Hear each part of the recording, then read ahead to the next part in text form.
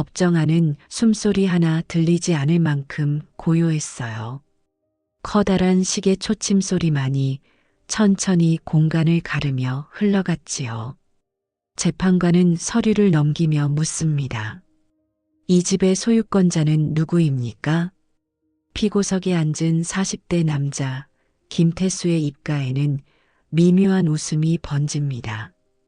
그는 자신이 이길 거라고 믿고 있었어요.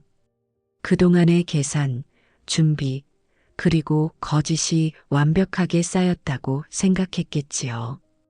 방청석 맨 뒤 한 노부인이 조용히 고개를 숙이고 있었습니다. 그녀의 손은 주름진 채로 꽉 모여 있었고 그 위엔 오래된 묵주의 끈이 얹혀 있었어요. 그녀의 이름은 박말순, 오늘이 오기까지 수십 번 망설였던 사람이었죠. 그 순간 문이 열리고 젊은 소년 하나가 천천히 걸어 들어왔어요. 검은 교복 차림에 손에는 낡은 봉투 하나를 꼭 쥐고 있었어요. 그 봉투 위엔 선명하게 유언장 공증서라는 붉은 도장이 찍혀 있었죠. 소녀는 잠시 숨을 고르고 재판관 앞에 섰습니다. 이건 엄마가 남긴 유언입니다. 그 한마디에 법정은 술렁이기 시작했어요. 김태수의 얼굴이 순간 굳었고 그의 손이 무의식적으로 탁자를 움켜쥡니다. 재판관은 조용히 고개를 끄덕이며 봉투를 받아들었습니다. 그리고 노부인을 향해 시선을 돌렸죠. 박말수는 눈을 감은 채 아무 말도 하지 않았어요. 그저 떨리는 손끝으로 자신의 무릎을 꼭 잡았을 뿐이에요. 그녀의 눈가엔 오래 참아온 눈물이 고였습니다. 소년이 그를 향해 천천히 고개를 돌립니다. 그 순간 박말수는 속으로 중얼거렸어요. 언제 저렇게 다 자랐을까? 내 딸아이를 꼭 빼닮았네. 그녀의 미소는 작았지만 오래된 세월의 고통을 품은 듯 깊고 단단했어요. 그날의 법정엔 눈에 보이지 않는 시간이 흘렀습니다. 사랑과 거짓, 용서와 진실이 맞서는 순간이었지요. 화면이 천천히 어두워지며 낡은 감나무 사진이 등장합니다. 그 아래 한 문장이 천천히 떠오릅니다. 내가 그 아이를 다시 만난 날 모든 게 제자리를 찾기 시작했어요. 이 이야기는 당신이 생각하는 것보다 훨씬 깊고 감동적인 사실을 담고 있습니다. 사연이 기대되신다면 구독과 좋아요 꾹 눌러주세요. 그럼 감사한 마음을 담아 야지의 인생극장 지금 시작하겠습니다. 그날은 봄비가 내렸어요. 이상하게도 하늘이 너무 조용했어요. 사람들이 분주히 움직였지만 제 귀엔 아무 소리도 들리지 않았어요. 검은 옷을 입은 사람들 사이에서 저는 마치 다른 세상에 있는 사람 같았어요. 영정 속 제 딸 유진이는 여전히 27살이었어요.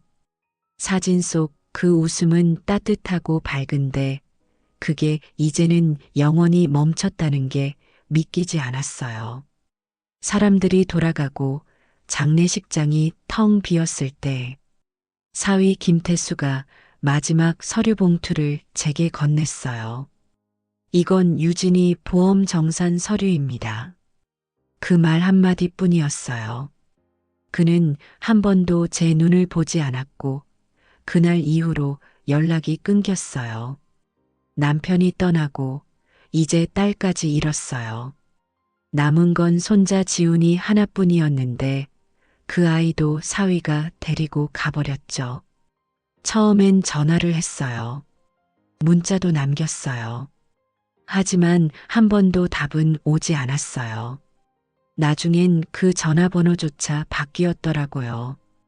그날 밤 집에 돌아와 혼자 식탁 앞에 앉았어요.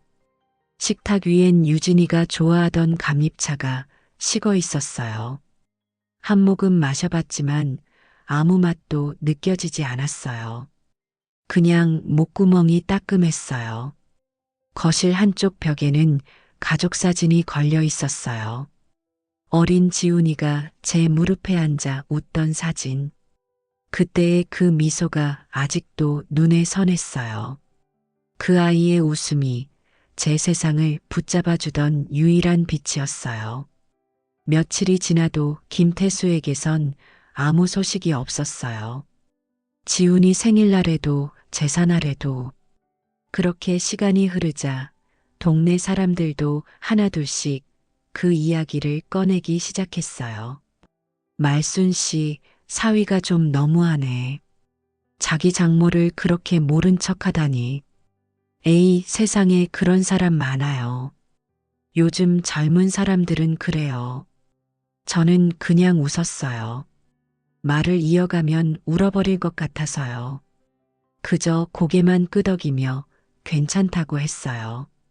밤이 되면 편지를 썼어요. 지훈아, 할머니야. 너 잘 지내니? 요즘은 어떤 밥을 먹니? 친구들이랑은 잘 지내고 있니? 그렇게 매일 써서 서랍에 넣었어요. 보낼 곳도 없었지만 쓰지 않으면 버틸 수가 없었어요. 하루는 이웃 미선이가 밑반찬을 들고 왔어요. 언제까지 기다릴 거예요, 말순 씨. 이제 그만 마음 접어요. 그 말에 저는 그냥 웃으며 대답했어요. 그래도 한 번은 더 찾아봐야지. 그 애가 어디서 어떻게 사는지 그건 알아야 하지 않겠어? 미선이는 제 손을 잡았어요. 그럼 같이 가요. 나 혼자 두진 마요.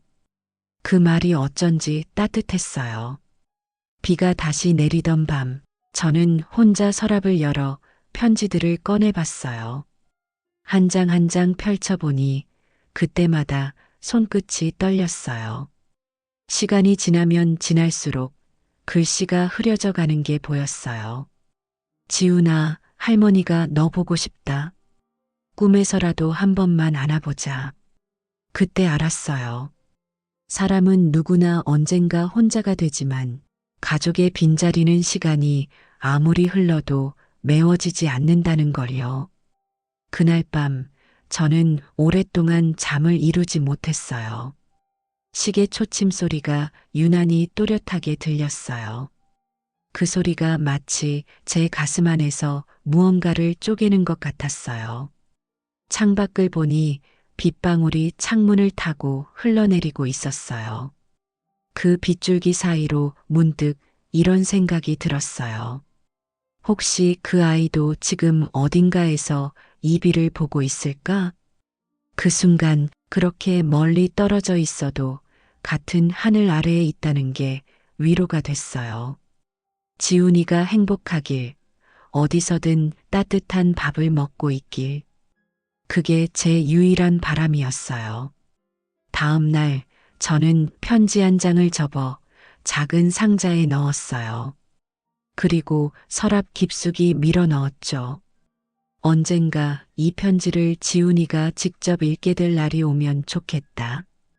그게 저의 마지막 기도였어요. 복지센터에서 처음 일하게 된 날이었어요. 집에만 있으니 생각이 많아져서 미선이가 사람 좀 만나야지 하며 억지로 손을 잡고 데려간 곳이었어요. 처음엔 어색했지만 그날은 유난히 햇살이 좋았어요. 창문으로 들어오는 햇빛이 주방의 하얀 타일을 반짝이게 했어요. 젊은 사람들 틈에서 설거지를 하다 보니 손끝에서 따뜻한 물이 흐르는 감촉이 오랜만에 기분 좋게 느껴졌어요. 그때였어요. 제 옆에서 누군가 작은 목소리로 말했어요. 할머니, 칼 조심하세요. 손 다치시면 큰일이에요. 고개를 돌려봤어요.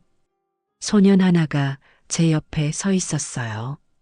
교복 같은 옷에 봉사자 이름표를 달고 있었죠. 그런데 그 얼굴을 보는 순간 제 숨이 멎었어요. 똑같았어요. 눈매, 콧선, 웃을 때 한쪽 입꼬리가 살짝 올라가는 버릇까지. 너무나 익숙했어요. 제 손에서 접시가 미끄러져 바닥에 떨어졌어요. 쨍그랑하고 유리 깨지는 소리가 주방 안에 퍼졌어요. 모두가 놀라서 쳐다봤어요. 하지만 제 눈엔 그 아이밖에 보이지 않았어요. 그 아이가 허리를 숙여 깨진 조각을 주우며 말했어요. 괜찮으세요? 제가 치울게요. 그 목소리가, 그 말투가 너무 닮았어요. 유진이가 어릴 적 그랬거든요. 엄마, 내가 할게요. 엄마 손 다치면 안 돼요. 그 순간 오래된 기억이 한꺼번에 밀려왔어요.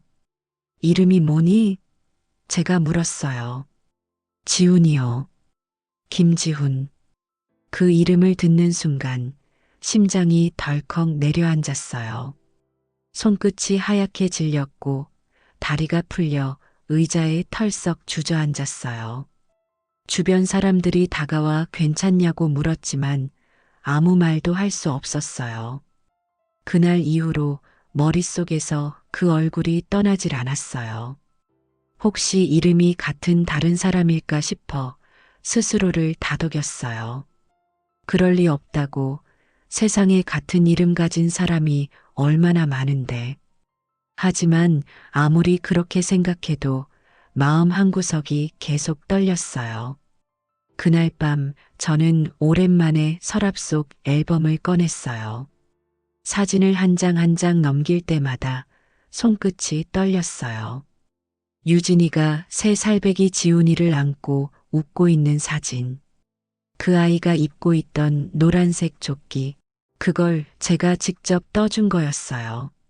사진 속 그 미소를 오래 바라보다가 문득 복지센터에서 마주친 아이의 얼굴이 겹쳐졌어요. 정말 그 아이였을까? 그 한마디가 머릿속에서 떠나질 않았어요.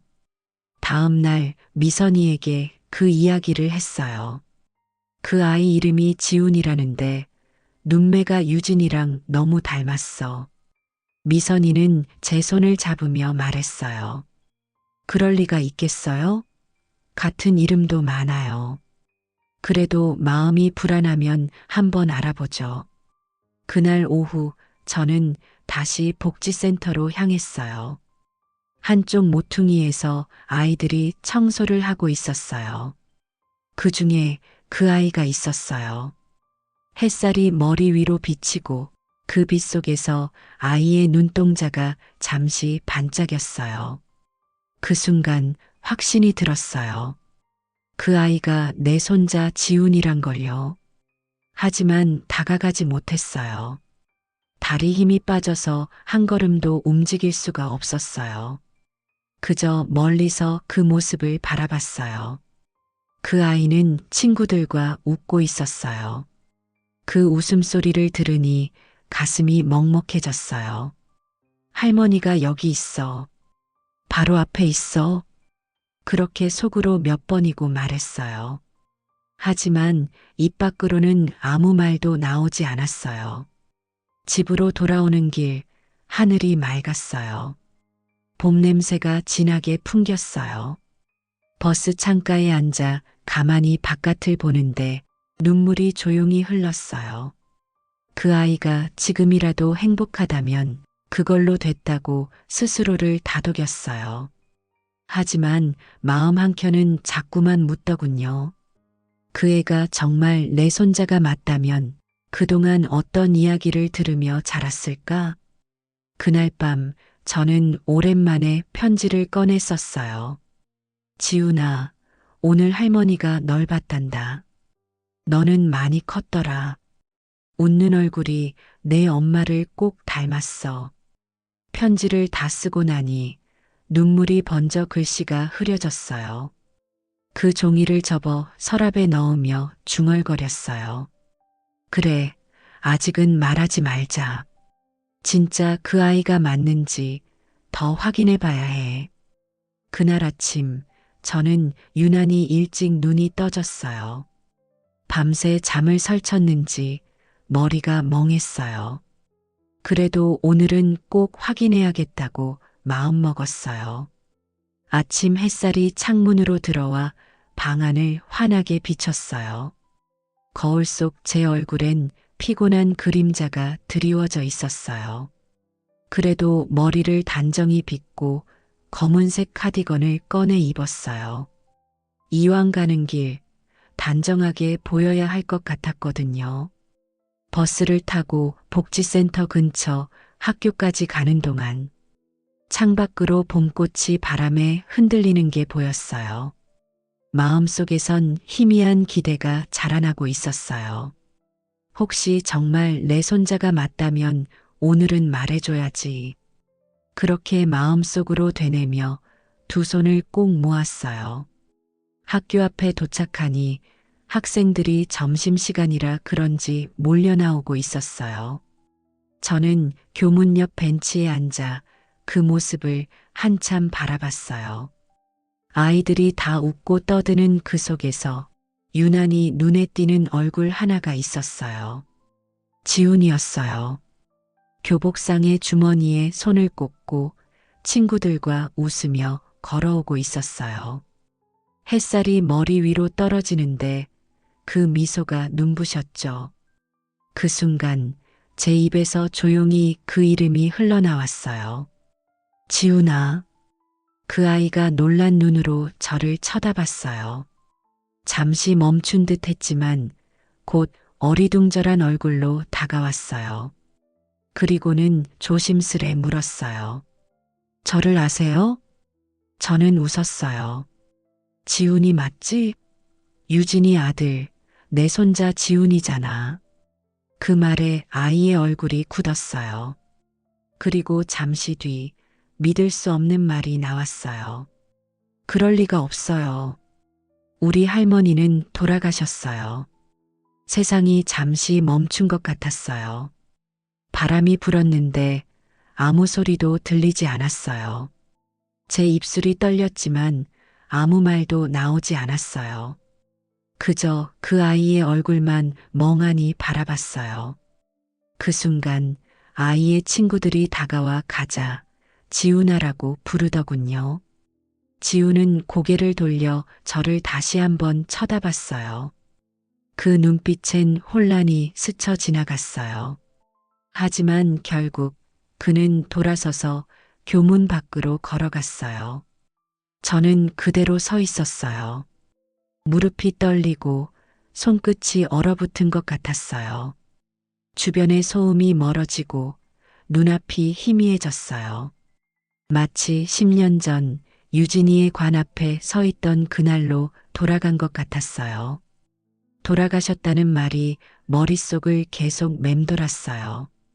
누가 그런 말을 그 아이에게 한 걸까요? 왜 그런 거짓말을 해야 했을까요?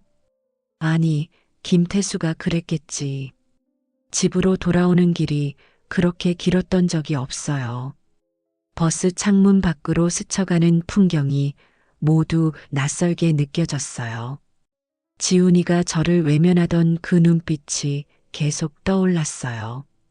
나를 모르겠다는 눈빛이 아니라 알고 싶지 않은 눈빛이었어요. 집에 도착하자마자 저는 서랍에서 딸의 유품 상자를 꺼냈어요. 손때 묻은 사진, 편지, 작은 장난감이 그대로 있었어요. 그 중에 유진이가 마지막으로 쓴 편지 한 장이 있었어요. 엄마, 지훈이랑 저 꼭 행복할게요. 그 문장을 보는 순간 눈물이 터졌어요. 유진아, 내가 그토록 아끼던 그 아이가 이제는 할머니가 죽었다고 믿고 있단다. 그날 밤 잠을 이루지 못했어요. 침대에 누워 천장을 보며 생각했어요. 사람의 말은 무섭다. 거짓이라도 계속 들으면 진실처럼 믿게 되는구나. 그 말이 가슴속을 찔렀어요. 그 아이가 돌아가셨다는 거짓말을 믿고 자라왔다는 게 도무지 용서가 되지 않았어요. 하지만 동시에 그 아이가 충격받을까 두려웠어요. 내가 직접 말해야 할까? 아니면 그냥 이대로 지켜봐야 할까? 그 고민 끝에 저는 결심했어요. 아니야. 언젠가 진실은 드러나게 되어 있어. 내가 말하지 않아도 그 아이가 스스로 알게 될 거야. 창밖에서 봄비가 다시 내렸어요. 그 빗소리 속에 유진이의 목소리가 들리는 것 같았어요. 엄마, 너무 아파하지 말아요. 그 애는 결국 엄마 곁으로 올 거예요. 그 말이 마음속 깊이 울렸어요. 그래서 저는 조용히 기도했어요. 그래, 지훈아. 언젠가 내가 진실을 알게 되면 그때는 내가 먼저 나를 찾아오렴. 그날 밤 이상하게 마음이 불안했어요. 창문을 닫고 누워도 가슴이 계속 두근거렸어요. 마치 뭔가 큰일이 일어날 것 같은 예감이 들었어요. 그날 복지센터에서 미선이가 그러더군요. 어제 김태수 씨 아들 혼자서 급히 집에 가던데요. 뭔가 찾는 눈치였어요. 그 말을 들었을 때 이유 모를 불안이 스쳤어요. 지훈이가 또 무슨 일에 휘말리진 않았을까 그런 걱정이었어요. 밤이 깊을수록 생각이 많아졌어요. 딸 유진이가 마지막으로 남긴 말이 떠올랐어요. 엄마, 나 혹시 무슨 일 있으면 꼭 서랍 제일 밑칸 열어봐요. 그 말을 그때는 대수롭지 않게 들었는데 지금 생각해 보니 뭔가 숨겨둔 게 있었던 것 같았어요. 그 무렵 지훈이는 자신의 방 안에서 혼자 책장을 옮기고 있었대요. 그건 나중에야 들은 이야기예요. 책이 쏟아지면서 벽 뒤쪽에서 툭 하고 무언가 떨어졌다고 했어요. 그게 바로 봉투였다고 하더군요. 유언장 공증서 박유진.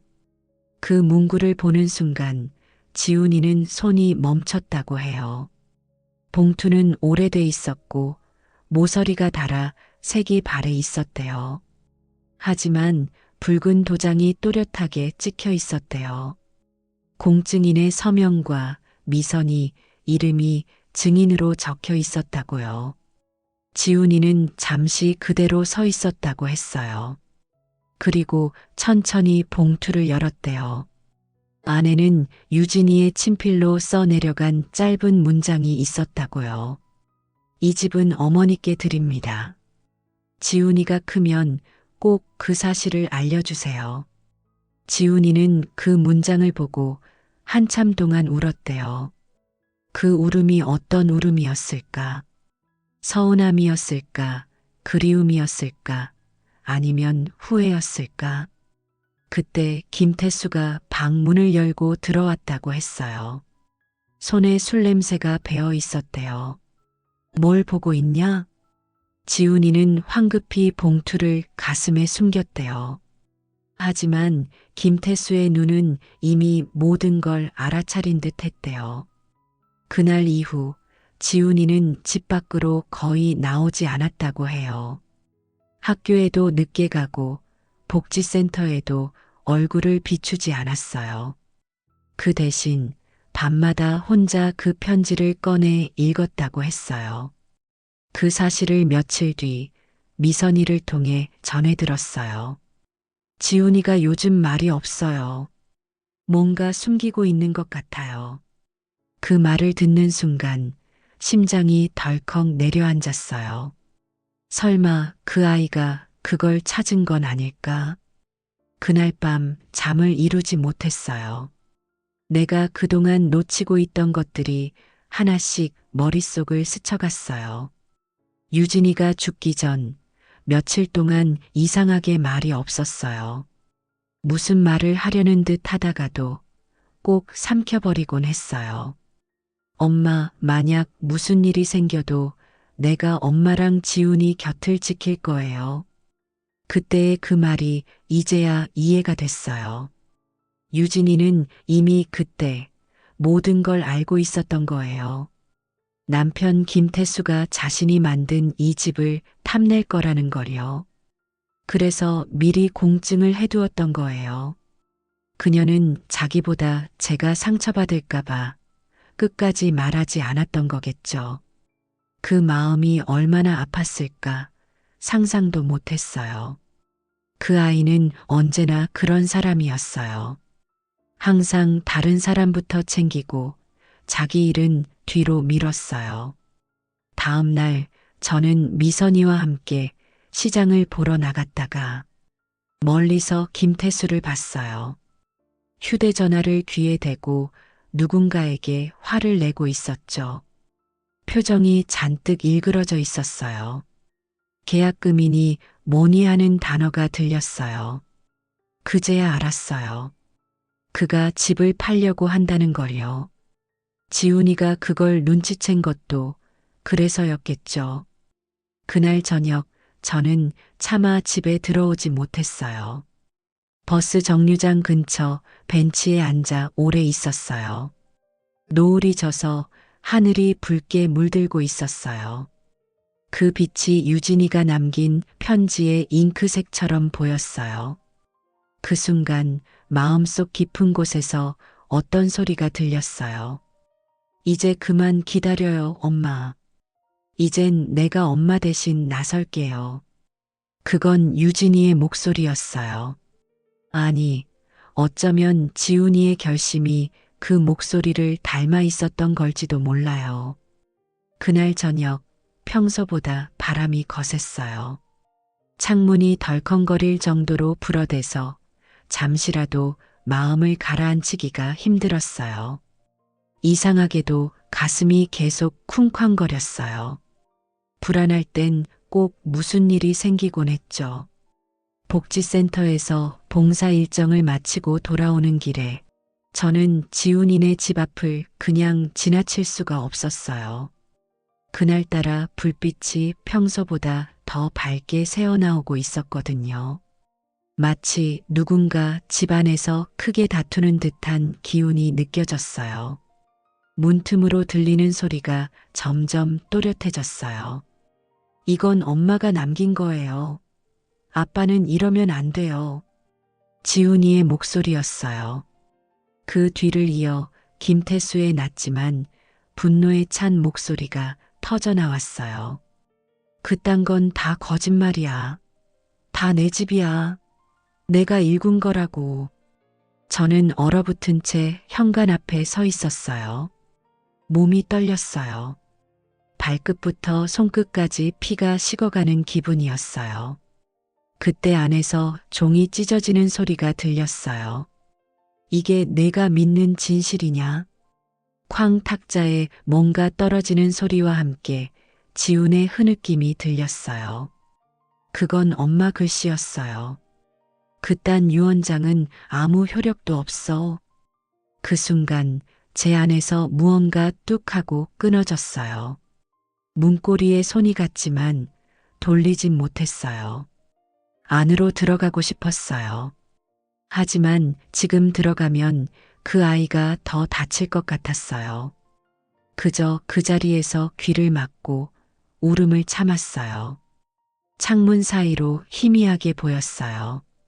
지훈이가 바닥에 무릎을 꿇은 채 찢긴 종이 조각을 하나하나 모으고 있었어요.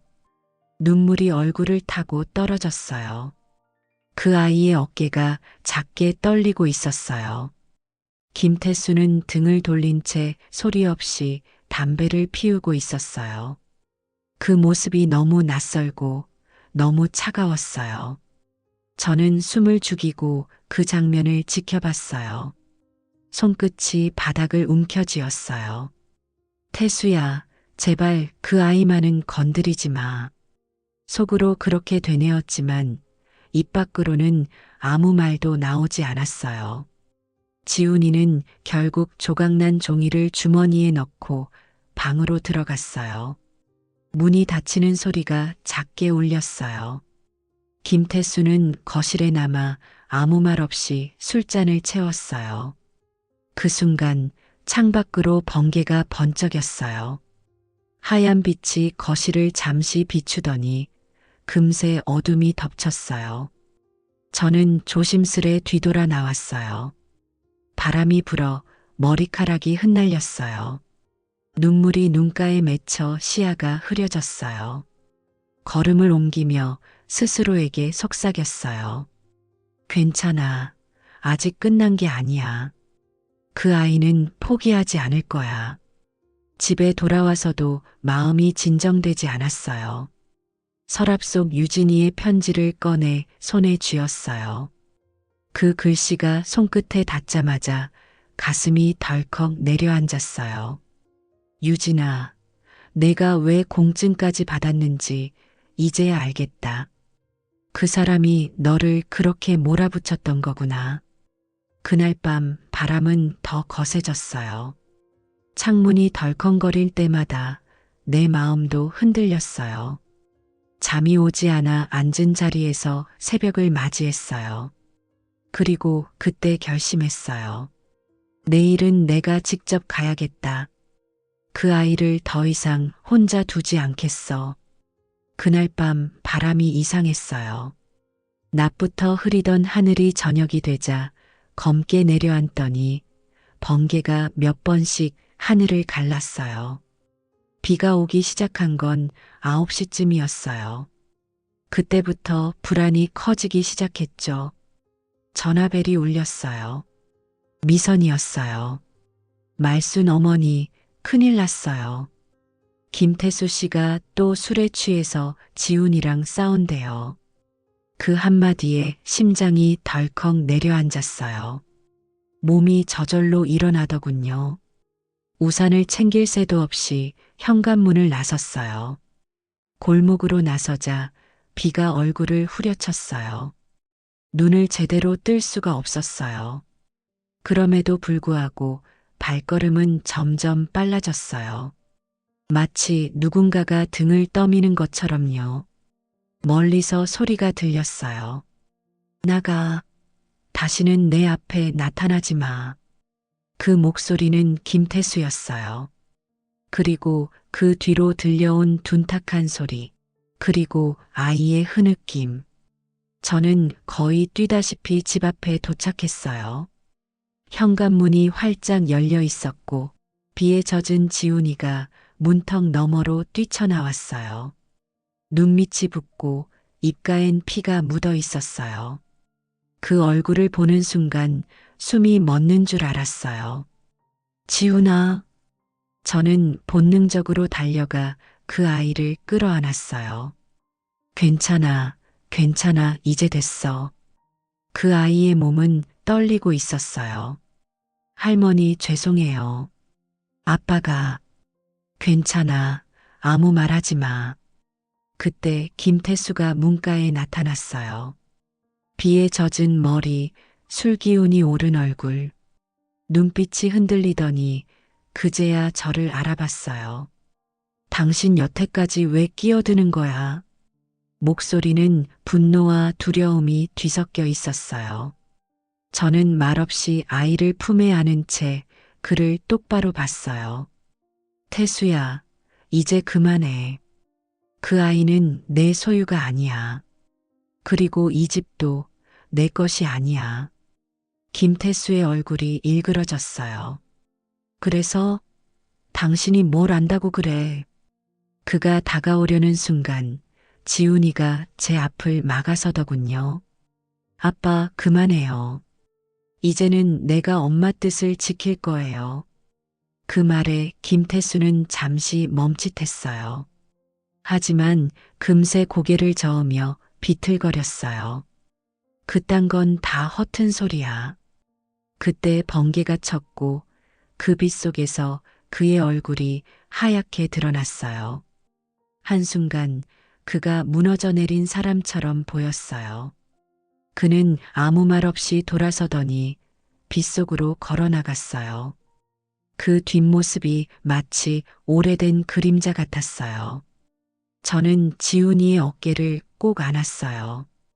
그 아이는 여전히 울고 있었어요. 이제 괜찮아요, 지훈아. 이제는 혼자가 아니야. 집으로 돌아오니 새벽 1시가 다 되어 있었어요. 젖은 옷을 갈아입고 아이에게 따뜻한 차를 내줬어요. 지훈이는 손을 떨며 컵을 잡았어요. 눈빛 속엔 여전히 두려움이 남아 있었어요. 하지만 그 속에 아주 작게 결심 같은 게 보였어요. 할머니, 엄마 유언장 그건 사본이었어요. 그 말에 저는 잠시 말이 막혔어요. 아빠가 원본을 숨겼을지도 몰라요. 하지만 공증은 남아있을 거예요. 내가 찾아볼게요. 그 목소리는 떨렸지만 단단했어요. 저는 그 아이의 손을 잡았어요. 그래, 지훈아. 이번엔 우리 둘이 함께하자. 그날 밤 저는 오랜만에 하늘을 올려다봤어요. 비가 그친 하늘 위로 흐릿한 별 하나가 빛나고 있었어요. 그 빛이 마치 유진이가 미소 짓는 것 같았어요. 그 순간 깨달았어요. 이건 복수가 아니라 약속이구나. 우리가 지켜야 할 건 분노가 아니라 사랑이었어요. 법정에 들어서자 공기가 달랐어요. 찬 기운이 도는 듯한 그곳에서 사람들의 시선이 한 곳에 모여 있었어요. 지훈이는 제 옆에 앉아 있었고 손에 든 봉투를 꼭 쥐고 있었어요. 그 손끝이 하얗게 질릴 만큼 힘이 들어가 있었어요. 김태수는 반대편에 앉아 있었어요. 정장을 차려입었지만 눈빛은 피곤하고 흔들리고 있었어요. 그 얼굴을 보는 게 쉽지 않았어요. 한때는 가족이었으니까요. 재판이 시작되자 판사의 목소리가 법정 안을 울렸어요.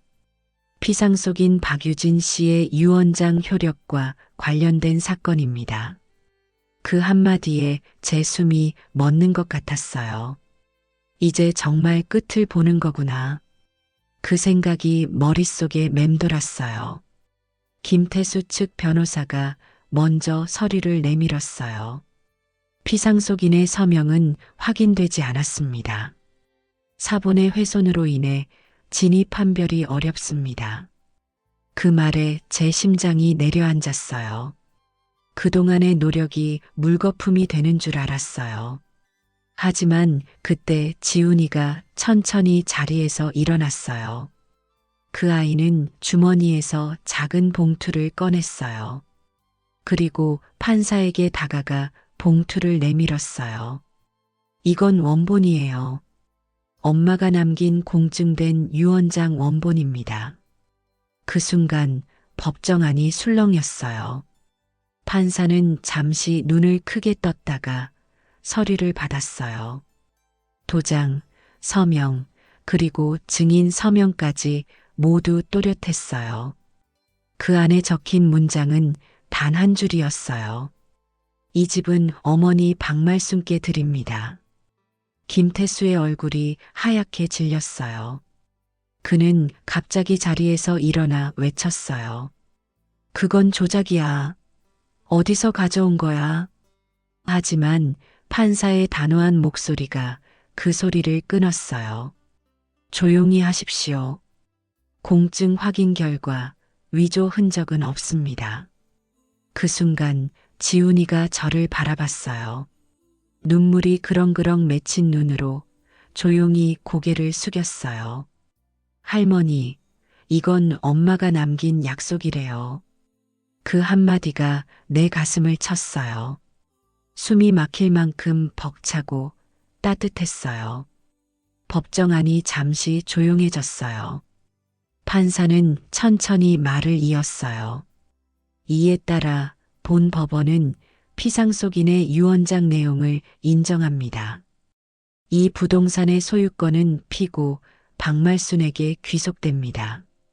그 목소리는 차분했지만 제겐 천둥 같았어요. 주변에서 기자들이 셔터를 눌렀어요. 김태수는 의자에 앉은 채로 고개를 숙였어요. 지훈이는 제 손을 꼭 잡았어요. 그 손이 따뜻했어요. 그 온기 속에서 잃어버린 세월이 한순간에 스쳐갔어요. 재판이 끝난 뒤 복도에 나왔어요. 햇빛이 유리창을 통해 들어와 바닥에 닿았어요. 그 빛이 유난히 눈부셨어요. 그 안에서 유진이의 미소가 보이는 것 같았어요. 지훈이는 조용히 말했어요. 할머니, 이제 엄마도 편히 쉴 수 있겠죠? 저는 고개를 끄덕였어요. 그래, 이제 됐어.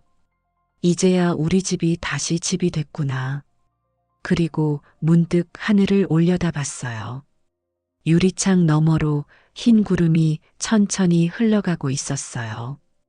그 아래로 비친 햇살이 내 눈가에 닿았어요. 그 빛이 유진이가 내 어깨를 토닥이는 것처럼 느껴졌어요. 그때 깨달았어요. 사람은 떠나도 사랑은 남는다. 그게 이 모든 이야기의 끝이자 시작이었어요. 봄이 다시 찾아왔어요. 이젠 창문을 열면 꽃내음이 들어오고 새소리가 정원을 가득 채워요. 법정에서 모든 게 끝난 지 벌써 1년이 지났어요. 그동안 많은 게 변했지만 또 달라지지 않은 것도 많아요. 지훈이는 대학에 진학했어요. 아이였던 얼굴에서 이제는 어른의 기운이 느껴져요. 가끔은 그 모습이 유진이의 젊은 시절과 겹쳐 보여요. 그럴 때마다 마음 한쪽이 아리면서도 따뜻해요. 이 집은 여전히 유진이의 손길이 남아 있어요. 벽에는 우리가 함께 찍은 사진이 걸려 있고 정원엔 유진이가 심었던 복사꽃나무가 여전히 피고 져요. 올해는 꽃이 유난히 일찍 피었어요. 오늘 아침 지훈이가 그 나무 아래에서 이름표를 달았어요. 엄마의 나무라고 새겨진 작은 나무판이었어요. 그 아이는 그걸 다 달고 나서 잠시 나무를 꼭 안았어요. 그 모습이 참 묘했어요. 어른 같기도 하고 아직 어린아이 같기도 했어요. 저는 마루에 앉아 그 모습을 보고 있었어요. 바람이 불어 흰 커튼이 살짝 흔들렸어요. 햇살이 부엌 바닥에 길게 드리워졌어요. 그 빛이 유진이의 미소처럼 따뜻했어요. 가끔 이 집에 찾아오는 동네 사람들이 그래요. 어머니, 요즘 얼굴이 많이 편해지셨어요. 그럴 때마다 웃으면서 대답해요. 이제는 마음이 덜 흔들리니까요. 예전엔 하루하루가 전쟁 같았어요. 분노와 미움 속에서 살아온 세월이 길었거든요. 하지만 이제는 알겠어요. 결국 남는 건 사랑이에요. 그게 가족이든 기억이든 사람의 마음이든. 지훈이는 요즘 주말마다 복지센터에 봉사 나가요. 아이들에게 공부를 가르치고 가끔은 김밥을 싸서 나눠주기도 해요. 그 아이는 어쩜 그렇게 유진이를 닮았는지 몰라요. 해질 무렵이 되자 하늘이 붉게 물들었어요. 그 빛이 창문을 타고 들어와 방 안을 환하게 비췄어요. 저는 일기를 꺼내 오늘의 날씨를 적었어요. 따뜻한 봄날. 지훈이의 웃음소리가 바람처럼 흘러들어온다. 펜을 놓고 창문을 바라봤어요. 복사꽃나무 사이로 햇살이 반짝였어요. 그 순간 분명히 들렸어요. 유진이의 목소리 같았어요. 엄마, 이제 그만 울어요. 나 여기 있어요. 저는 미소를 지었어요. 눈물이 났지만 이번엔 슬프지 않았어요. 그 눈물은 지난 날을 떠나보내는 인사 같았어요. 그리고 조용히 속삭였어요. 그래, 이제야 봄이 왔구나. 야지의 인생극장 재미있게 보셨나요? 영상이 마음에 드셨다면 구독과 좋아요 한 번씩 눌러주세요. 더 좋은 이야기로 다시 찾아뵐게요. 그럼 오늘도 좋은 하루 되세요.